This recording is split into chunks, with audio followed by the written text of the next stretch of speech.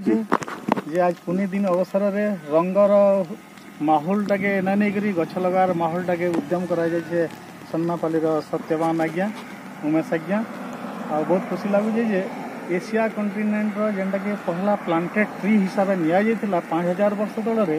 से डुमेर गछटा के आज प्लांटेशन करवार लगे ताकर मूड भितर किछिटा उपादान जुगैछे आउ से डुमेर गछटा के प्लांटेशन करा जाइछे। ये डुमेर गछर बहुत औषधीय गुण अच्छे। आमे जेन खाऊँ अंगूर बा नाशपाती बा विभिन्न फल फल जहाँ खाऊ से सब फल ठारू डुमेर फुड भैल्यूटा बेसी रही है। यहाँ सुगर लगी भी मेडिसिन है, यहाँ ब्रेन लगी भी मेडिसिन है, तार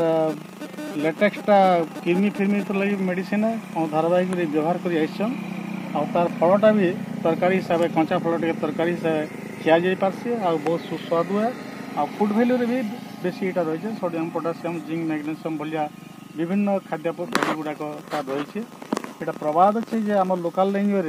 आग कहते जो फलमूल खाबार दुनिया थिला जोहार मागो डुमेर रानी गुटे खाले पेट पुरानी ये भाषाटा साधारण भाव रही आउ से भाषा के पुनर्जीवित करवार लगे आज सत्यमान आज्ञा गोटे उद्यमटा नहीं आउ से डुमेर गछ 10टा खंडे प्लांटेशन करी आज दिनटा के शुभारंभ कर गोटे शुभ कामना कर बहुत बहुत धन्यवाद सत्यवान आज्ञा।